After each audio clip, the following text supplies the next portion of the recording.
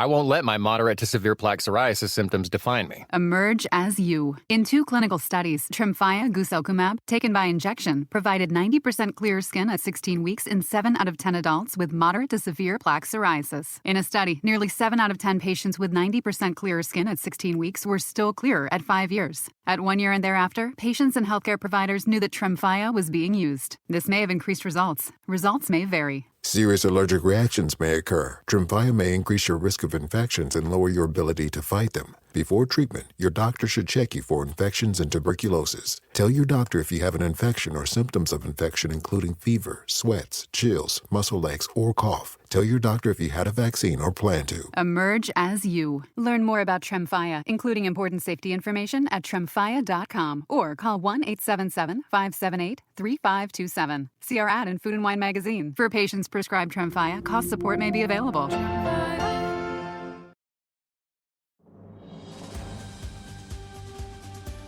This episode is brought to you by Progressive Insurance. Fiscally responsible, financial geniuses, monetary magicians. These are the things people say about drivers who switch their car insurance to Progressive and save hundreds. Visit Progressive.com to see if you could save. Progressive Casualty Insurance Company and Affiliates. Potential savings will vary. Not available in all states or situations.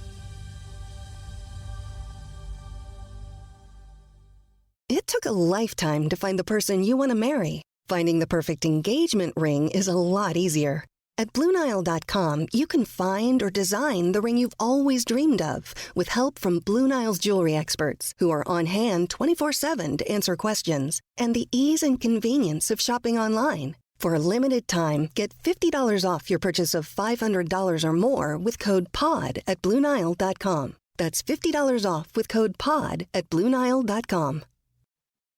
Welcome to Orioles on the Verge. This is Zach Spedden, joined as always by Nick Stevens. Our co-host, Bob Phelan, is out this week. Now, we had teased out that this week would be the week that we brought you a deep dive off-season preview with off-season predictions, as well as an opportunity for listeners to submit their own hypothetical moves. We are still going to do that, so but we're going to push it back to next week so that Bob can be here with us to break that down.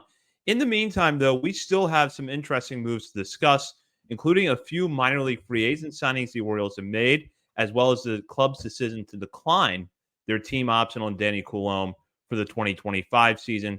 We'll get into all of that and more on tonight's episode. But first, Orioles on the Verge is brought to you by BetOnline.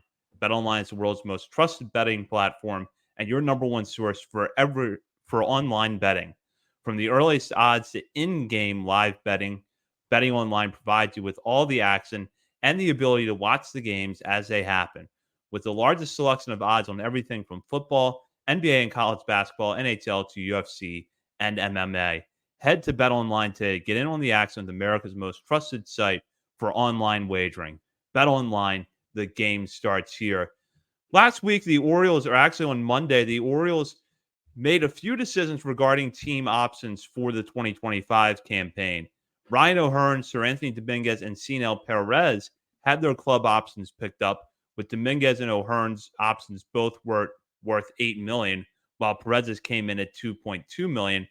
The big surprise, though, was the decision to decline the club option for Danny Coulombe at $4 million.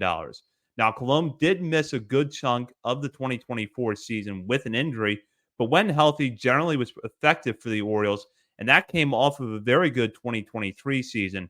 And this is where I will bring in Nick. Nick, last week, we were asked the question, if you had to decline one team option between O'Hearn, Dominguez, and Coulombe, whose would you pick? None of us picked Coulombe, and none of us at the time seemed to think that Coulombe's club option would be declined. So how surprising was this news to you?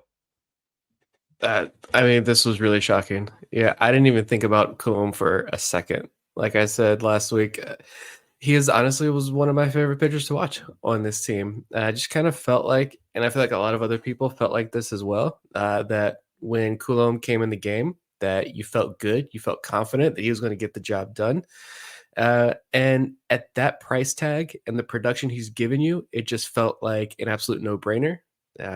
Clearly, though, I don't know if it's an injury. I don't know what it is. Clearly, there's something more to that injury, though.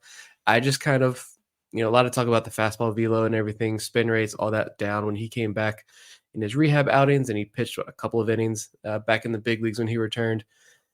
I kind of just chalk that up as he's an older arm. It's the end of the season. Ease him into this and let him like take the gloves off once you get into the playoffs. Didn't think anything of it, but I think the Orioles clearly did think a little bit more about that velo and his age and everything else, and made a decision that I think a lot of people did not agree with when it happened this week. Yeah, it certainly caught me off guard. And where I initially stood on it was, if there's a concern about Coulombe's long-term health or his stuff diminishing, how much is it going to diminish to not be worth the $4 million? Especially because while you do have three lefties coming back in your bullpen right now with Perez, Keegan Aiken, and Gregory Soto, all three of those guys can go through periods where they struggle, whereas Coulombe has been so consistent when healthy in the last 2 years. And I think that was one thing that kind of makes me miss him right now. But as you point out, there was some underlying data that suggested that maybe his stuff was due for regression. And for a deep dive on the numbers, I would recommend Andy Koska's new piece in the Baltimore Banner. But as you consider that, Nick, do you think that it is a sign that maybe Coulombe is due for regression, or that this is just a small sample size for a guy coming off of an elbow injury? I th- I, mm, I think it was small sample size due to a 34, 35-year-old guy who already doesn't throw hard. He's 91, 92 max. So I think it was just he missed over 3 months. So I think it was just an older arm who already doesn't throw the ball very hard. Still continuing to ease his way back into it. Maybe this desire he feels better. He feels like he can get out on the mound and contribute, maybe not at 100%, but a Danny Coulombe at 80 or 90% is better than a lot of other options that are probably out there. So why not give it a go? And unfortunately, maybe it was a little too soon. I don't know. I know Andy mentioned, some of the reasons. He looked at the data. He also looked at the fact that the number of lefties on the roster, but I love Luis Gonzalez. We might talk about him again in a minute. Had a fantastic year down there in Norfolk. Also a lefty, a 32-year-old lefty. A 32-year-old lefty who has yet to make his major league debut. I feel like even a Danny Coulombe, again, back at 80, 90%, is much better than a Luis Gonzalez option, as much as I love Luis Gonzalez. So I just think that this is more about the Orioles think the injury is maybe more severe, and it's going to take him longer to recover from this, whether it's a more serious surgery he's going to have this offseason or not. Don't know, don't have any information there, but all we can do is kind of speculate to that. That's why I think it's more about the injury. And Michael Ash just kind of worded it as talent evaluation and roster fit right now, instead of just kind of throwing him out there into free agency and being like, yeah, he's still hurting. Maybe just throw him out there with the pleasantries and wish him well and be like, yeah, we'll stay in contact with him. But they have no intention of staying in contact with him. They probably communicated that to him. And it's just, he was a fantastic find. He did a lot for this team. He was well beloved by players, it seems like. He was obviously well loved by fans. And this is kind of Michael Ice's way of just, being nice on the way out the door, knowing that Danny Coulombe's time in Baltimore is done. Well, I think you answered the last question that I had about Coulombe, which is that Michael Elias's public comments don't exactly shut the door on a possible Coulombe reunion later this offseason. But if you were hoping that the Orioles were quickly going to come to a new deal with Coulombe, Michael Elias's comments probably were a disappointment. So, Nick, I'll just throw this out there. Do you think that this is it for the Orioles and Danny Coulombe, or do you think there's any chance, even maybe a small one, that he ends up rejoining the team later in the offseason? Yeah, maybe if, like I said, I do think it was just Michael Elias playing nice. There's no reason to, throw any doubt out there as he tries to enter free agency and get a job. Obviously, teams are going to have their medical checks and do their due diligence and do their homework before signing Danny Coulombe. And if there is a more serious injury, they will find it as well. But I do think maybe if he goes through the winter and doesn't get picked up, I don't see why someone wouldn't give him a low cost contract at minimum. Said, hey, we know you're hurt, but we'll give you a minor league deal, or we'll give you a 2-year deal, and let's go ahead and get the surgery done. If no one else bites on that, maybe the Orioles say, all right, let's do it. We'll bring you in for a 2-year super low cost deal. Let's get the surgery done and see what you got in 2026. Maybe you come back at the end of 2025 if it's not Tommy John surgery. But yeah, I think it's pretty slim that we see that happen though. Yeah, I agree. And with that, I'll now mention Luis Gonzalez, who Nick just touched on a moment ago. The Orioles bringing Gonzalez back into the organization after a very good year down at AAA Norfolk and rewarding him with a 40-man roster spot. Now, Gonzalez by no means guaranteed to make the Major League bullpen. As Nick mentioned, a 32-year-old with kind of a long, interesting journey and was at one point a top prospect in the Orioles farm system in the last decade. So we're looking at ways back for Gonzalez when he was a top prospect in the system, but rejoined the Orioles, put up a solid season in Norfolk in 2024. And now with a 40-man roster spot, he's at least on the periphery of the conversation for a big league bullpen job in 2025. And Nick, during the season, on our regular episodes as well as in our dailies for patrons, you brought up Gonzalez's name a lot as someone that maybe the Orioles could and should bring up to their bullpen at some point. What stood out to you about him in Norfolk, and can you give us a little bit of background on him?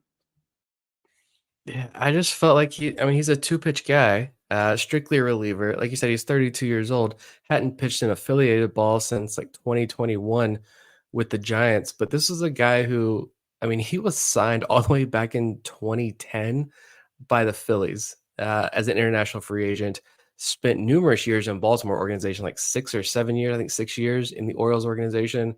Like you said, was a top 30 prospect. Granted, that was, pre-Mike Elias era, pre-2019 when he was a top 30 prospect. So the farm system looked a lot different, but still a farm system with, Austin Hayes, Ryan Mountcastle, et cetera, et cetera. But still, a top 30 guy in an MLB system is nothing to scoff at. And being a two-pitch reliever from the left side, strikeout numbers, he was striking out more than 10 guys per 9 innings down in Norfolk. The walk rate was minuscule. I hate Ks per 9 and walks per 9. Let me get the percentages here. 29% basically strikeout rate in Norfolk this year, a 4.9% walk rate. That was better than any other stint he had in professional ball going back all the way back to 2010. So that was really good. Ignore the 4.50 ERA. He's a reliever in AAA. That's super deceiving. It was a 3.69 FIP and a 3.84 xFIP. Yeah, I think he had a pretty fantastic season. I was waiting for him to get the call up.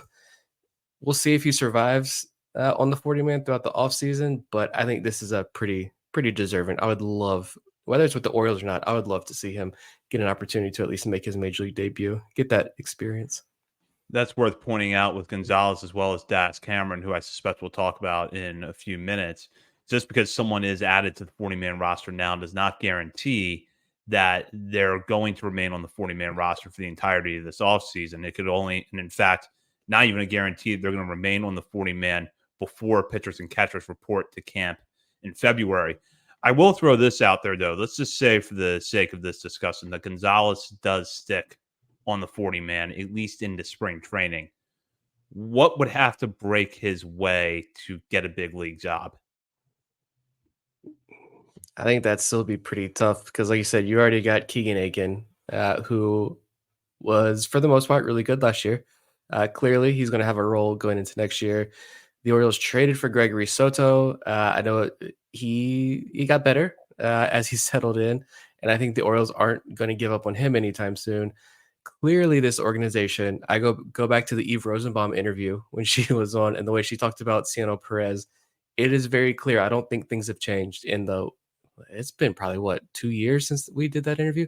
You guys did that interview. I wasn't there. That was the one show that I deeply am frustrated by not being able to be at. But I don't think opinions from this front office about Perez have changed in those nearly 2 years. I think they're still very much infatuated with Perez, especially at his price tag.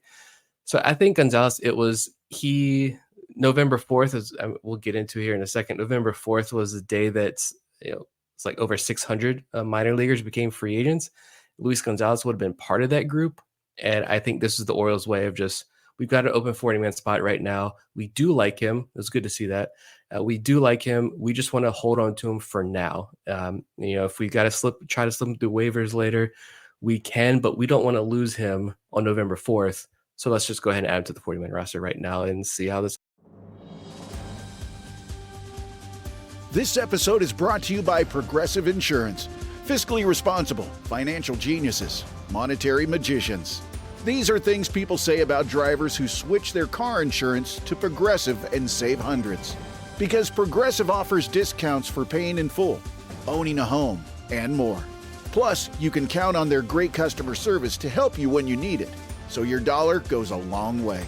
Visit Progressive.com to see if you could save on car insurance. Progressive Casualty Insurance Company and Affiliates. Potential savings will vary. Not available in all states or situations.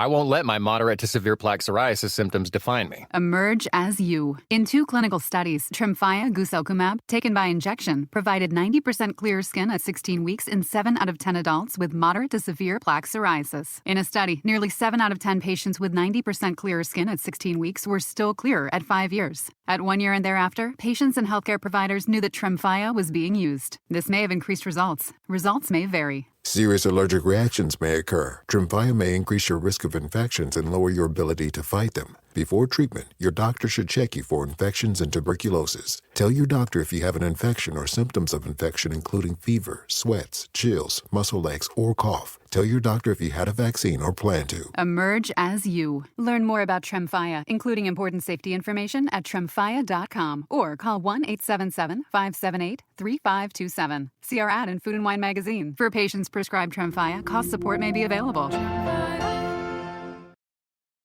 This is a Reese's Peanut Butter Cup sound experiment. We're looking to find the perfect way to hear Reese's so you'll buy more of them. Here we go. Reese's. Reese's. Reese's. Reese's. Reese's. Hey, get out of here, you little stinker. Reese's. Reese's. Reese's. Peanut Butter Cups. That breathy one sounded very creepy, am I right? Offseason plays out. Well, a few players that had been in the Orioles organization last year have officially hit minor league free agency. And it's an interesting mix of players. Some that will be familiar to those who follow the major league club on a regular basis, such as Nick Vespi and Bruce Zimmerman, along with Taron Vavra. Some of the others that stand out, Nico Goodrum, who we had on this show recently, is officially a free agent. Nolan Hoffman, who, along with Gonzalez, was one of the steadier relievers in Norfolk's bullpen last year, also hits minor league free agency. The list is much longer than those names, but it's kind of an interesting sample to go with that group. So, Nick, kind of your general thoughts on who stands out and maybe who could either return to the Orioles or set themselves up for a better opportunity somewhere else. Yeah, no one jumped off the page. When you pull up this list here, it's a lot of the quad A guys who were signed throughout the season to kind of fill a void, fill a role down there in Norfolk.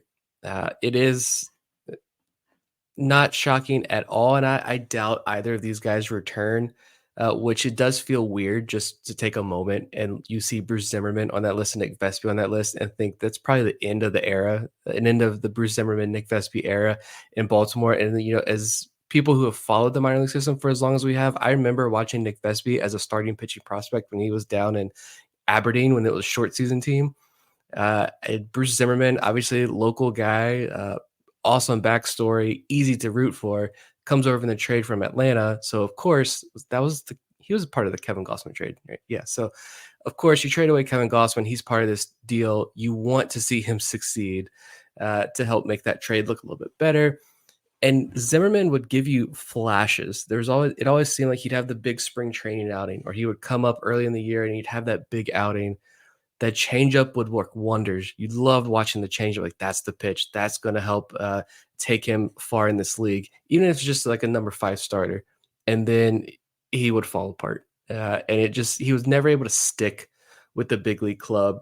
he was valuable AAA depth this year, and I think he can get a role on another team, same role on another team as a AAA depth option for somebody. Vespi as well. The Orioles made it very clear their thoughts about Vespi. He doesn't have minor league options. So if they were to bring him back, he'd have to be on the 40-man roster, or, you could sign him to a minor league deal, obviously, but I think there could be another team out there who gives him a better opportunity to get back to the big leagues and maybe even stick in the big leagues for a little bit longer. But it's very clear with all the up and down that how the Orioles view Nick Vespi. But honestly, the one name that stuck out to me that I think I'd like to see back was Nolan Hoffman. Just because I remember he was a minor league phase of the Rule 5 draft pickup. And I remember at the time a few Mariners, writers, podcasters, people well respected in the Mariner sphere, were not too thrilled to lose Hoffman from their system. They kind of liked him. They liked a lot of the data. Joe Doyle, for one, I remember getting some information from him right after that signing because he was a Nolan Hoffman fan. This is a tall righty with that unique submarine style delivery who's actually really good at throwing strikes and not walking a lot of guys. And even with that funky delivery, that unique delivery, had some good spring training moments with the Orioles, had a decent year in Norfolk this year. Really a fantastic stretch in June, July, and August. Ground ball rate of 51% and 58% the last 2 years. During that stretch in June, July, August this year, he had like a 2-something ERA. Like this guy he throws a lot of strikes, doesn't walk guys, and provides that unique angle. I thought he's going to get a shot at some point this year. Baseball America came out with that article right after the minor league season. Nolan Hoffman's four-seam fastball went from 87 miles per hour to 92 miles per hour, which was the largest jump among any minor league pitcher this year. And he's now currently a free agent. I like to see them bring Hoffman back to get a shot, or at least provide some good depth in the bullpen down in AAA. I think it could be like a Brendan Hanafy type situation, though, where the Orioles offer him a deal, but another team comes along and presents a better opportunity for him. And there may be interest on both sides to return. He takes advantage of that other opportunity to help get him to the majors a little bit more quickly. And I'm not going to fault him for that, but I would like to see the Orioles at least attempt to bring Hoffman back.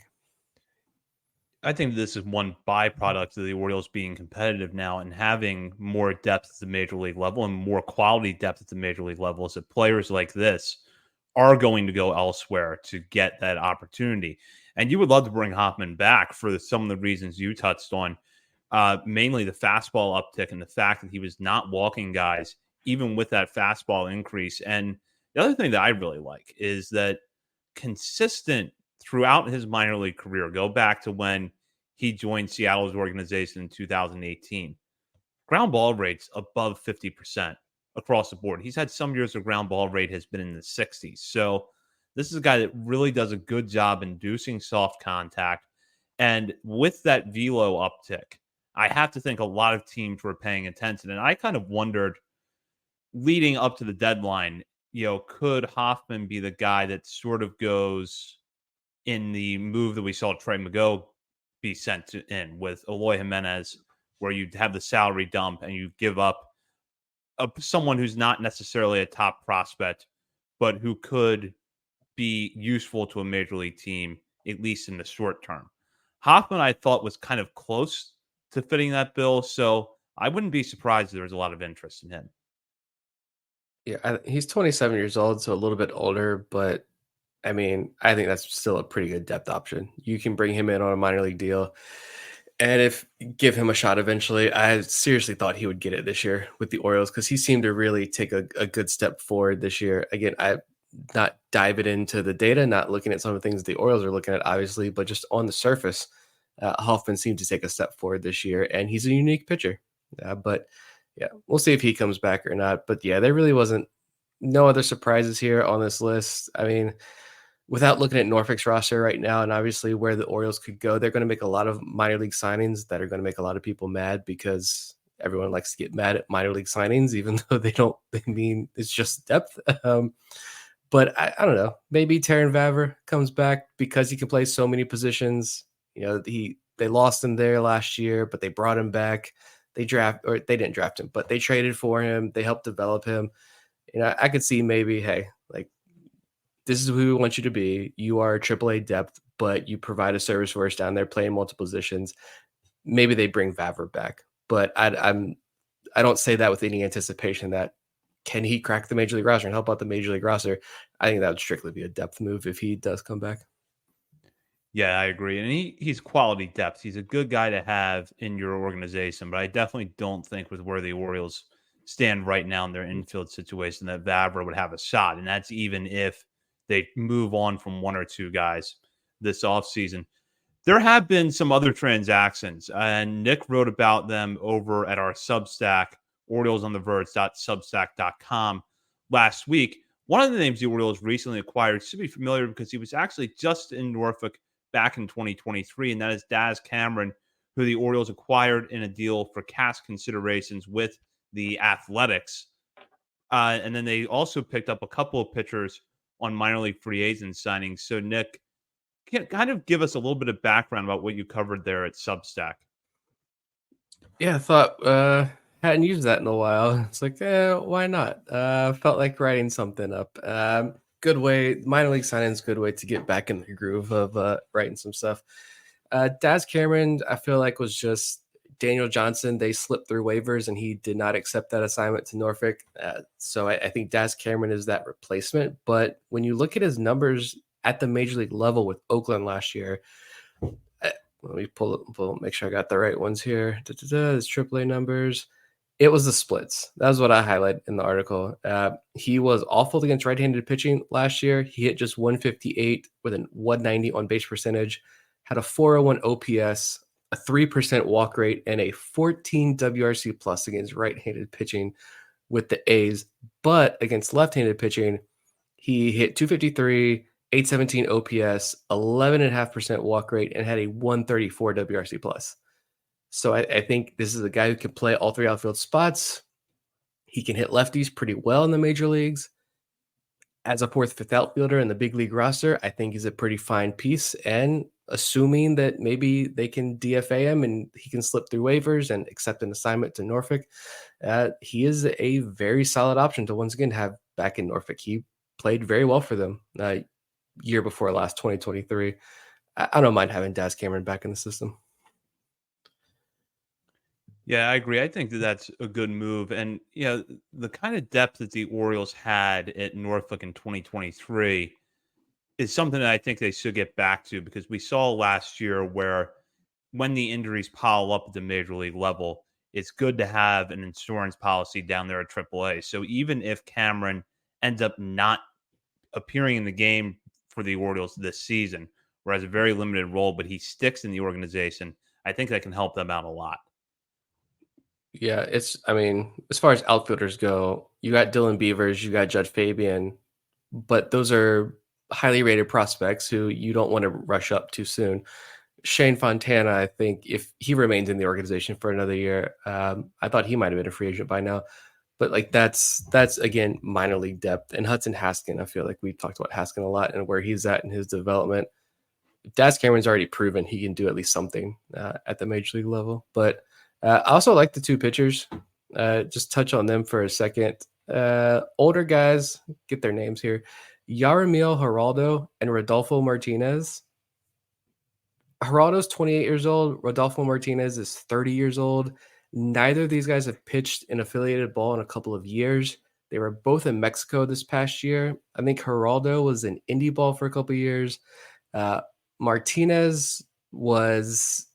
he did not go indie ball. He pitched in the Dominican Winter League for a couple of years. I think I saw somewhere, I don't see any stats, but he went out to Japan. I don't know if he pitched in Japan, but apparently he was over there. But yeah, Geraldo's 28 years old, fantastic minor league career with the Diamondbacks. Been a couple of years, but Orioles like something. I think you look at his delivery, it's that over-the-top delivery that the Orioles clearly like. Mid-90s fastball. Seems to be like a sinker ground ball guy. So we'll see what he can bring to Norfolk.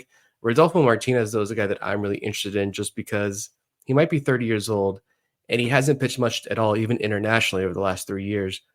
But this is a former top 30 prospect in the Giant system who I think it was Baseball America said he might have the best arm in baseball.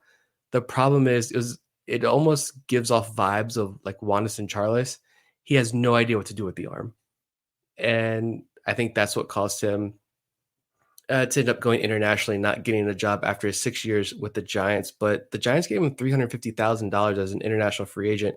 He's 30 years old now and pitching in Mexico, and he was still throwing up to 101 miles per hour. So again, their minor league signings, it's no risk, maybe some reward.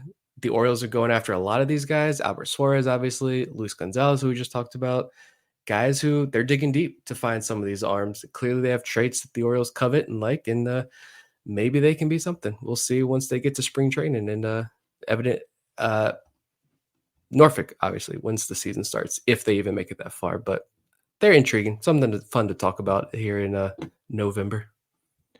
Yeah, both pitchers fit the traits that the Orioles like from right-handers. And the way I look at this is that if just one of them ends up being a useful relief arm for you at Norfolk, that's a win. You just want to see what you can get out of them. And while Wanderson Charles, who you just mentioned, was a guy that we were hoping last year would click and didn't, it was still worth the chance to bring him in. So I think that if you're looking for possibly guys that could be interesting bullpen arms at Norfolk next season, definitely pencil both of them in.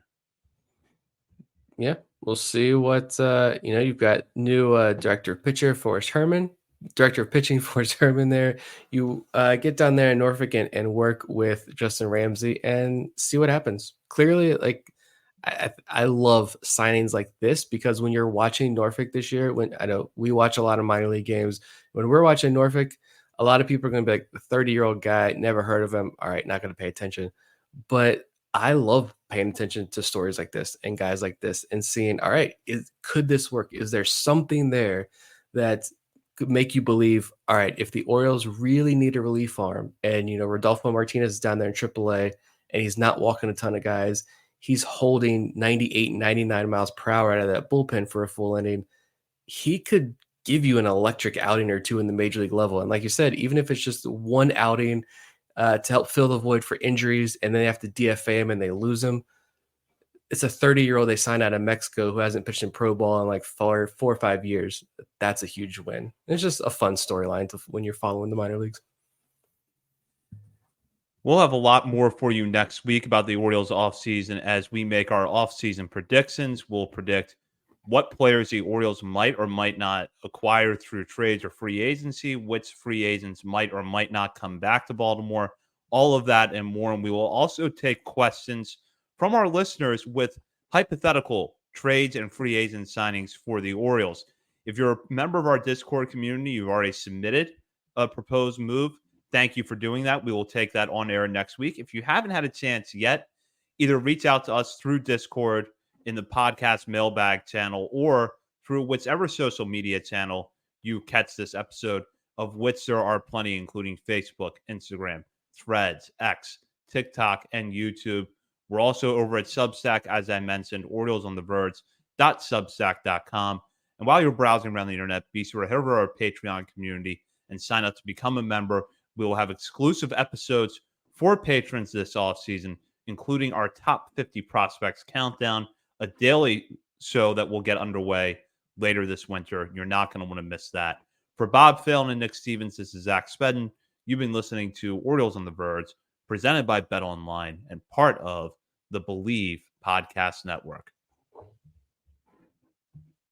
I won't let my moderate to severe plaque psoriasis symptoms define me. Emerge as you. In 2 clinical studies, Tremfya guselkumab, taken by injection, provided 90% clear skin at 16 weeks in 7 out of 10 adults with moderate to severe plaque psoriasis. In a study, nearly 7 out of 10 patients with 90% clear skin at 16 weeks were still clear at 5 years. At 1 year and thereafter, patients and healthcare providers knew that Tremfya was being used. This may have increased results. Results may vary. Serious allergic reactions may occur. Tremfya may increase your risk of infections and lower your ability to fight them. Before treatment, your doctor should check you for infections and tuberculosis. Tell your doctor if you have an infection or symptoms of infection, including fever, sweats, chills, muscle aches, or cough. Tell your doctor if you had a vaccine or plan to. Emerge as you. Learn more about Tremfya, including important safety information at tremfya.com or call 1-877-578-3527. See our ad in Food and Wine magazine. For patients prescribed Tremfya, cost support may be available. When living with cancer, it's important to be informed and know what to expect. But finding the right information can feel overwhelming. That's why UnderstandCancerTogether.com is here to help. We've gathered practical information and resources based on where you are in your cancer journey, so that you can focus on the important conversations and decisions of today. UnderstandCancerTogether.com, helping you navigate life with cancer one moment at a time. This is a story of the one. As a maintenance specialist for university housing, he knows college students can major in wear and tear. Plus, housing so many students doesn't leave a lot of room to house all the supplies he needs. That's where Grainger comes in. With over 1 million industrial-grade products and fast, dependable delivery, Grainger carries the quality products he needs so he doesn't have to. From a new door hinge to a whole new faucet. Call, click Grainger.com, or just stop by. Grainger, for the ones who get it done. When we started writing our thoughts down on paper, it opened up endless possibilities. Ideas could grow beyond the borders of the mind, and it changed the world. Somewhere along the way, we lost touch with paper, distracted by devices made for every purpose except thinking and focus. On edge, waiting for the next notification. But what if new technology didn't pull us away from paper, but brought us closer to it? Listen.